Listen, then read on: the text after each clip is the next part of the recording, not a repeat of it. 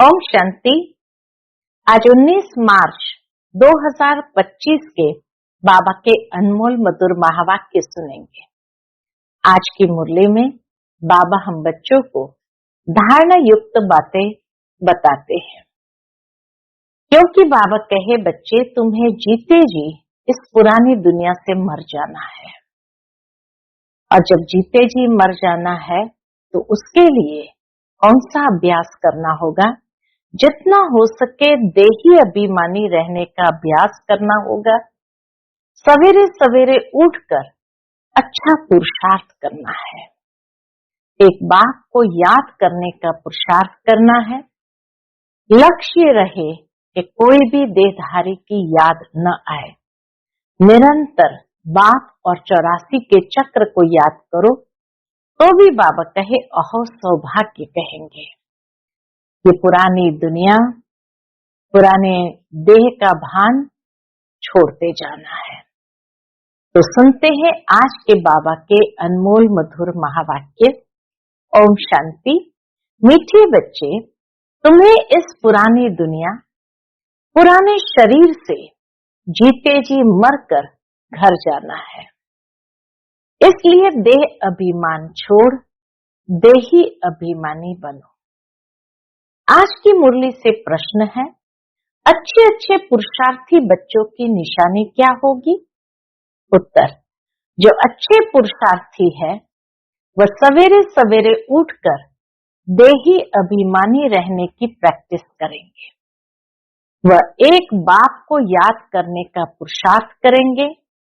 उन्हें लक्ष्य रहता है कि और कोई देहधारी याद न आए। निरंतर बाप और 84 के चक्र की याद रहे, यह भी अहो सौभाग्य कहेंगे। ओम शांति। अभी तुम बच्चे जीते जी मरे हुए हो। कैसे मरे हो? देह के अभिमान को छोड़ दिया तो बाकी रही आत्मा। शरीर तो खत्म हो जाता है, आत्मा नहीं मरती। बाप कहते हैं, जीते जी अपने को आत्मा समझो और परम पिता परमात्मा के साथ योग लगाने से आत्मा पवित्र हो जाएगी। जब तक आत्मा बिल्कुल पवित्र नहीं बनी है, तब तक पवित्र शरीर मिल न सके। आत्मा पवित्र बन गई तो फिर यह पुराना शरीर आप ही छूट जाएगा। जैसे सर्प की खाल, बाबा के जैसे सर्प अपने खाल को छोड़ देता है, ऐसे आप ही ये पुराना शरीर भी छूट जाएगा।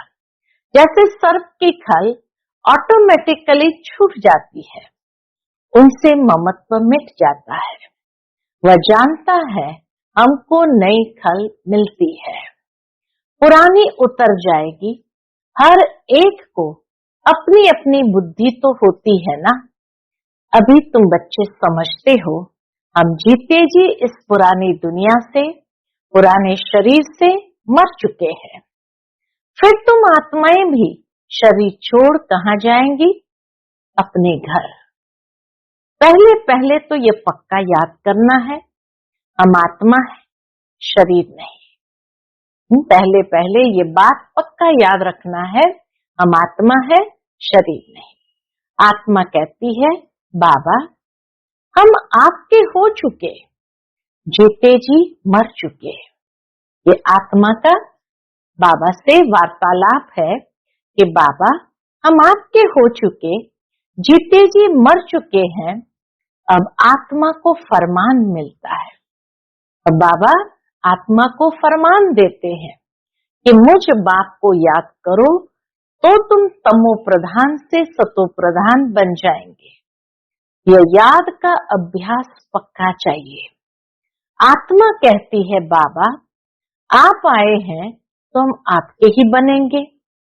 आत्मा मेल है न कि फीमेल। हमेशा कहते हैं हम भाई भाई हैं, ऐसे थोड़ी कहते हम सब सिस्टर्स हैं, सब बच्चे हैं। सब बच्चों को वर्षा मिलना है। अगर अपने को बच्ची कहेंगे तो वर्षा कैसे मिलेगा? आत्माएं सब है भाई भाई। बाप सबको कहते हैं, रूहानी बच्चों मुझे याद करो। आत्मा कितनी छोटी है, यह है बहुत महीन समझने की बातें। बच्चों को याद ठहरती नहीं है। बच्चों की शिकायत रहती है, बाबा आपकी याद ठहरती नहीं है। सन्यासी लोग दृष्टांत देते हैं कि जैसे वो व्यक्ति ने कहा मैं भैंस हूं, मैं भैंस हूं, ऐसे कहने से फिर भैंस बन जाते हैं। अब वास्तव में भैंस कोई बनते थोड़ी है। बाप तो कहते हैं अपने को आत्मा समझो। ये आत्मा और परमात्मा का ज्ञान तो कोई को है नहीं, इसलिए ऐसी ऐसी बातें कह देते हैं। अब तुमको देही अभिमानी बनना है। हम आत्मा है, ये पुराना शरीर छोड़ हमको जाए नया लेना है। मनुष्य मुख से कहते भी है ये आत्मा स्टार है, भ्रुकुटी के बीच में रहती है, फिर कह देते अंगुष्ठ मिसल है। अब सितारा कहाँ, अंगुष्ठ कहाँ? आत्मा स्टार मिसल है, सितारा मिसल है, और कोई कहते अंगुष्ठ मिसल है। तो बाबा कहे कहाँ सितारा, कहाँ अंगुष्ठ? और फिर मिट्टी के शालिग्राम बैठ बनाते हैं। इतनी बड़ी आत्मा तो हो नहीं सकती। मनुष्य देह अभिमानी है ना, तो बनाते भी मोटे रूप में है। आत्मा को भी जैसे मोटे रूप में बना दिया। यह तो बड़ी सूक्ष्म महीनता की बातें हैं। भक्ति भी मनुष्य एकांत में बैठ, कोठी में बैठकर करते हैं। बाबा कहे भक्ति भी मनुष्य एकांत में, कोठी में बैठ करते हैं। तुमको तो गृहस्थ व्यवहार में, धंधे आदि में रहते हुए बुद्धि में यह पक्का करना है हम आत्मा है। एकांत में बैठ हमें अभ्यास करना है हम आत्मा है। बाप कहते हैं मैं तुम्हारा बाप भी इतनी छोटी बिंदु हूँ। ऐसे नहीं कि मैं बड़ा हूँ, मेरे में सारा ज्ञान है। आत्मा और परमात्मा दोनों एक जैसे ही है, सिर्फ उनको सुप्रीम कहा जाता है। ये ड्रामा में नूंद है। बाप कहते मैं तो अमर हूँ। मैं अमर न होता तो तुमको पावन कैसे बनाऊं, तुमको स्वीट चिल्ड्रन कैसे कहूं? आत्मा ही सब कुछ करती है, बाप आकर देही अभिमानी बनाती है। इसमें ही मेहनत है। बाप कहते मुझे याद करो और कोई को याद न करो। योगी तो दुनिया में बहुत है। कन्या की सगाई होती है तो फिर पति के साथ योग लग जाता है ना। पहले थोड़ी था, पति को देखा फिर उनकी याद में रहती है। अब बाप कहते हैं मामेकम याद करो। ये बहुत अच्छी प्रैक्टिस चाहिए। जो अच्छे अच्छे पुरुषार्थी बच्चे हैं वह सवेरे सवेरे उठकर देही अभिमानी रहने की प्रैक्टिस करेंगे। बाबा कहे जो अच्छे अच्छे पुरुषार्थी बच्चे हैं वो क्या करते, सवेरे सवेरे उठकर देही अभिमानी रहने की प्रैक्टिस करेंगे। भक्ति भी सवेरे करते हैं ना, अपने अपने इष्ट देव को याद करते हैं। हनुमान की भी कितनी पूजा करते हैं, लेकिन जानते कुछ भी नहीं। बाप आकर समझाते हैं तुम्हारी बुद्धि बंदर मिसल हो गई है, अब फिर तुम देवता बनते हो। अब यह है पति तमो प्रधान दुनिया, अभी तुम आए हो बेहद के पास। मैं तो पुनर्जन्म रहित हूँ। ये शरीर इस दादा का है। बाबा कहे ये शरीर भी इस दादा का है। मेरा कोई शरीर का नाम नहीं, मेरा नाम ही है कल्याणकारी शिव। तुम बच्चे जानते हो शिव बाबा कल्याणकारी आकर नरक को स्वर्ग बनाते हैं, कितना कल्याण करते हैं। नरक का एकदम विनाश करा देते हैं। प्रजापिता ब्रह्मा द्वारा अभी स्थापना हो रही है। यह है प्रजापिता ब्रह्मा मुख वंशावली चलते फिरते एक दो को सावधान करना है, मन मना भव। बाप कहते हैं मुझे याद करो तो विकर्म विनाश होंगे। पतित पावन तो बाप है ना। उन्होंने भूल से भगवान वाच के बदले से कृष्ण भगवान वाच लिख दिया है। भगवान तो निराकार है, उनको परमपिता परमात्मा कहा जाता है। उनका नाम है शिव। शिव की पूजा भी बहुत होती है। शिव काशी कहते रहते हैं। भक्ति मार्ग में अनेक प्रकार के नाम रख दिए हैं। कमाई के लिए अनेक मंदिर बनाए हैं। असली नाम है शिव। फिर सोमनाथ रखा है। सोमनाथ सोम रस पिलाते हैं, ज्ञान धन देते हैं। फिर जब पुजारी बनते हैं तो कितना खर्चा करते हैं उनके मंदिर बनाने पर, क्योंकि सोम रस दिया है ना। सोमनाथ के साथ सोमनाथिनी भी होगी। यथा राजा रानी तथा प्रजा सब सोमनाथ सोमनाथिनी है। तुम सोनी दुनिया में जाते हो, वहां सोने की ईंटें होती है, नहीं तो दीवारें आदि कैसे बने। बहुत सोना होता है, इसलिए उनको सोने की दुनिया कहा जाता है। यह है लोहे की पत्थरों की दुनिया। स्वर्ग का नाम सुनकर ही मुख पानी हो जाता है। विष्णु के दो रूप लक्ष्मी नारायण अलग अलग बनेंगे ना। तुम विष्णुपुरी के मालिक बनते हो, अभी तुम हो रावणपुरी में। तो अब बाप कहते हैं सिर्फ अपने को आत्मा समझ मुझ बाप को याद करो। बाप भी परमधाम में रहते हैं, तुम आत्माएं भी परमधाम में रहती हो। बाप कहते हैं तुमको कोई तकलीफ नहीं देता हूं, बहुत सहज है। बाकी ये रावण दुश्मन तुम्हारे सामने खड़ा है, ये विघ्न डालते हैं। ज्ञान में विघ्न नहीं पड़ते, विघ्न पड़ते हैं इसमें याद में। याद में ही विघ्न पड़ते, ज्ञान सुनने सुनाने में कोई विघ्न नहीं पड़ते। घड़ी घड़ी माया याद भुला देती है, देह अभिमान में ले आती है, बाप को याद करने नहीं देती है। माया बड़े विघ्न डालती है, बाप को याद करने नहीं देती। ये युद्ध चलती है। बाप कहते हैं तुम कर्म योगी तो हो ही। बाबा कहते तुम कर्म योगी तो हो ही। अच्छा, दिन में याद नहीं कर सकते हो तो रात को याद करो। रात का अभ्यास दिन में काम आएगा। निरंतर स्मृति रहे। जो बाप हमको विश्व का मालिक बनाते हैं, हम उसे याद करते हैं। बाप की याद और 84 जन्म के चक्र की याद रहे तो अहो सौभाग्य। औरों को भी सुनाना है। बहनों और भाइयों, अब कलयुग पूरा हो, सतयुग आता है। बाप आए हैं सतयुग के लिए, राजयोग सिखला रहे हैं। कलयुग के बाद सतयुग आना है।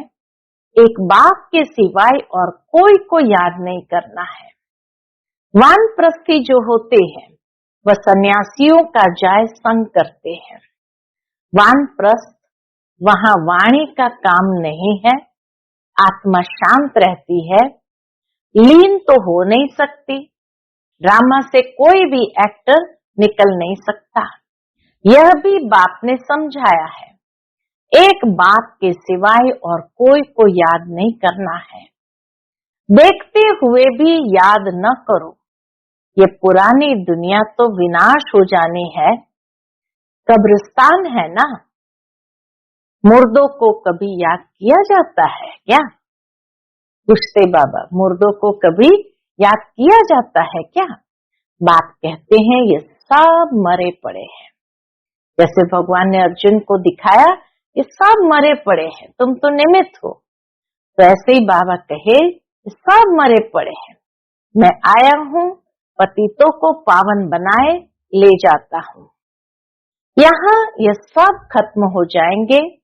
आजकल बॉम्ब्स आदि जो भी बनाते हैं बहुत तीखे तीखे बनाते रहते हैं। कहते हैं यहाँ बैठे जिस पर छोड़ेंगे उस पर ही गिरेंगे। इतनी टेक्नोलॉजी साफ हो गई है, बैठे बैठे एक जगह से कमांड देंगे, यहाँ जाकर के ये गिरना चाहिए तो वहां पर ही गिरेंगे। ये नूंद है। फिर से विनाश होना है। भगवान आते हैं, नई दुनिया के लिए राजयोग सिखला रहे हैं। यह महाभारत लड़ाई है जो शास्त्रों में गाई हुई है। बरोबर भगवान आए हैं स्थापना और विनाश करने। चित्र भी क्लियर है। तुम साक्षात्कार कर रहे हो, हम यह बनेंगे।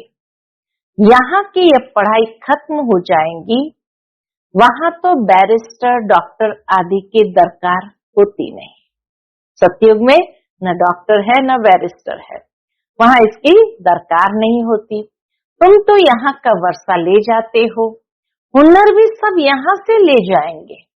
मकान आदि बनाने वाले फर्स्ट क्लास होंगे तो वहां भी बनाएंगे। बाजार आदि भी तो होगी ना, काम तो चलेगा। यहाँ से सीखा हुआ अकल ले जाते हैं। साइंस से भी अच्छे अच्छे हुनर सीखते हैं, वह सब वहां काम आएंगे। बाबा के जो हुनर यहाँ सीखते हैं वह सब वहां काम आएंगे। प्रजा में जाएंगे। तुम बच्चों को तो प्रजा में नहीं आना है, तुम आए ही हो बाबा मम्मा के तख्त नशीन बनने। इतना बाबा हमें ऊंचा सम्मान देते हैं कि तुम्हें प्रजा नहीं बनना है, तुम आए हो बाबा मम्मा के तख्त नशीन बनने। बाप जो श्रीमत देते हैं उस पर चलना है। फर्स्ट क्लास श्रीमत तो एक ही देते हैं, कौन सी? कि मुझे याद करो। कोई का भाग्य अनायास भी खुल जाता है, कोई कारण निमित्त बन पड़ता है। कुमारियों को भी बाबा कहते हैं शादी तो बर्बादी हो जाएंगी, इस गटर में मत गिरो। क्या तुम बाप का नहीं मानेंगे? बाबा कहे क्या तुम बाप का नहीं मानेंगे? स्वर्ग की महारानी नहीं बनेंगे? अपने साथ प्रण करना चाहिए कि हम उस दुनिया में कभी नहीं जाएंगे, उस दुनिया को याद भी नहीं करेंगे। शमशान को कभी याद करते हैं क्या? यहाँ तो तुम कहते हो कहाँ ये शरीर छूटे तो हम अपने स्वर्ग में जाए। अब 84 जन्म पूरे हुए, अब हम अपने घर जाते हैं। औरों को भी यही सुनाना है। यह भी समझते हो बाबा बिगर सतयुग की राजाई कोई दे नहीं सकते। इस रथ को भी कर्म भोग तो होता ही है ना। बाबा कहे इस रथ को भी, ब्रह्मा बाबा के शरीर में भी कर्म भोग तो होता है ना। बाप दादा की भी आपस में कभी कभी रूरियान चलती है। क्या रूरियान चलती है? ये बाबा कहते हैं बाबा आशीर्वाद कर दो। ब्रह्मा बाबा शिव बाबा से कहते हैं बाबा आशीर्वाद कर दो, खांसी के लिए कोई दवाई करो या छू मंत्र से उड़ा दो। कहते हैं तो शिव बाबा क्या कहते हैं? नहीं, ये तो भोगना ही है। यह तुम्हारा रथ लेता हूँ, उसके एवज में तो देता ही हूँ, बाकी यह तो तुम्हारा हिसाब किताब है। तुम्हारा हिसाब किताब तो तुमको ही चुकता करना होगा। यानी ब्रह्मा बाबा को भी बाबा ने कोई आशीर्वाद दे करके छू मंत्र नहीं किया हिसाब किताब को, तो बाकी और किसको करेंगे। अंत तक कुछ न कुछ होता रहेगा। ब्रह्मा बाबा को भी कहा शिव बाबा ने अंत तक कुछ न कुछ होता रहेगा। तो मैं आशीर्वाद करूं तो सब पर करना पड़े, क्योंकि शिव बाबा के लिए तो सब बच्चे एक समान है। तो इसीलिए शिव बाबा ब्रह्मा बाबा से कहे तुम्हें आशीर्वाद करूं तो सब पर करना पड़े। आज यह बच्ची यहाँ बैठी है, कल ट्रेन में एक्सीडेंट हो जाता है, मर पड़ती है, बाबा कहेंगे ड्रामा। ऐसे थोड़ी कह सकते हैं कि बाबा ने पहले क्यों नहीं बताया। ऐसा कायदा नहीं है। मैं तो आता हूँ पतित से पावन बनाने। बाबा का धंधा ही है पतितों को पावन बनाना। ये बतलाने थोड़ी आया हूँ। ये हिसाब किताब तो तुमको अपना चुकतू करना है, इसमें आशीर्वाद की बात नहीं। इसके लिए जाओ सन्यासी के पास। बाबा के आशीर्वाद चाहिए तो जाओ सन्यासियों के पास। बाबा तो बात ही एक बताते हैं। बाबा तो बात ही एक बताते हैं। मुझे बुलाया ही इसलिए है कि हमको आकर नर्क से स्वर्ग में ले जाओ। गाते भी है हे पतित पावन सीताराम, परंतु अर्थ उल्टा निकाल दिया है। फिर राम की बैठ महिमा करते हैं, रघुपति राघव राजा राम। बाप कहते इस भक्ति मार्ग में तुमने कितने पैसे गंवाए हैं। एक गीत भी है ना, क्या कौतुक देखा। उस समय का एक गीत होगा, क्या कौतुक देखा, देवियों की मूर्तियां बनाए पूजा कर फिर समुद्र में डुबो देते हैं। अब समझ में आता है कितने पैसे बर्बाद करते हैं। फिर भी यह होगा। बाबा कहे फिर भी यह होगा। सतयुग में तो ऐसा काम होता ही नहीं। सेकंड बाय सेकंड की नोंद है। कल्प बाद फिर यही बात रिपीट होगी। ड्रामा को बड़ा अच्छी रीति समझना चाहिए। अच्छा, कोई जास्ती नहीं याद कर सकते हैं तो बाप कहते हैं सिर्फ अलफ और बे, बाप और बादशाही को याद करो। अंदर में यही धुन लगा दो कि हम आत्मा कैसे 84 का चक्र लगाए आई है। चित्रों पर समझाओ, बहुत सहज है। यह है रूहानी बच्चों की रूरिहान। बाप रूरिहान करते ही है बच्चों से, और कोई से तो कर न सके।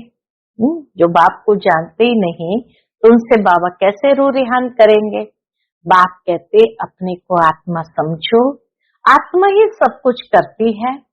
बाप याद दिलाते हैं तुमने 84 जन्म लिए हैं, मनुष्य ही बने हैं।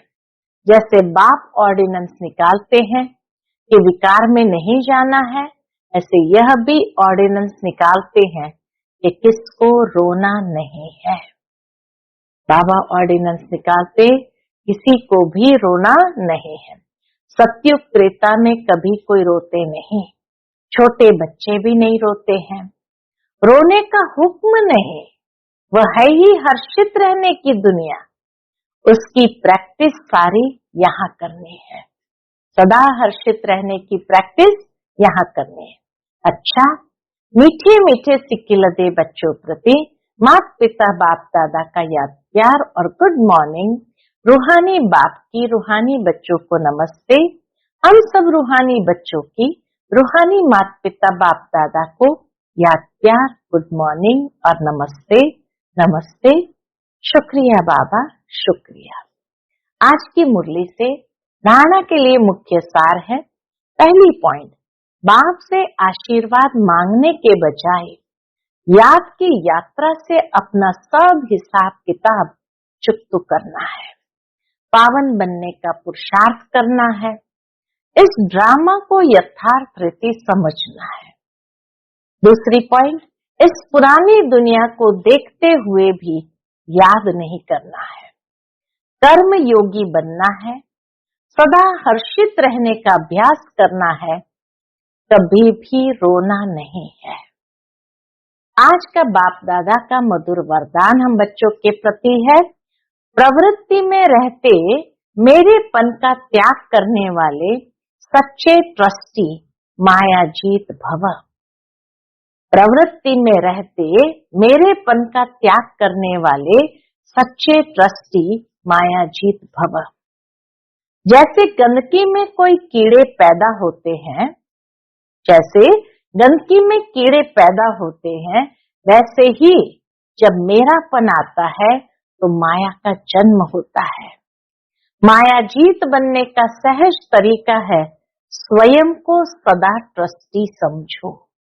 ब्रह्मा कुमार माना ट्रस्टी। ट्रस्टी की किसी में भी अटैचमेंट नहीं होती, क्योंकि उनमें मेरापन नहीं होता। गृहस्थी समझेंगे तो माया आएगी और ट्रस्टी समझेंगे तो माया भाग जाएगी। इसलिए न्यारे होकर फिर प्रवृत्ति के कार्य में आओ तो माया प्रूफ रहेंगे। आज का स्लोगन है, जहां अभिमान होता है वहां अपमान की फीलिंग जरूर आती है। जहां अभिमान होता है वहां अपमान की फीलिंग जरूर आती है। आज का अव्यक्त इशारा है, सत्यता और सभ्यता रूपी कल्चर को अपनाओ। आपकी आंतरिक स्वच्छता, सत्यता उठने में, बैठने में, बोलने में, सेवा करने में लोगों को अनुभव हो, तब परमात्मा प्रत्यक्षता के निमित्त बन सकेंगे। इसके लिए पवित्रता की क्षमा सदा जलती रहे, जरा भी हलचल में न आए। जितना पवित्रता की क्षमा अचल होगी उतना सहज सभी बाप को पहचान सकेंगे। अच्छा, ओम शांति।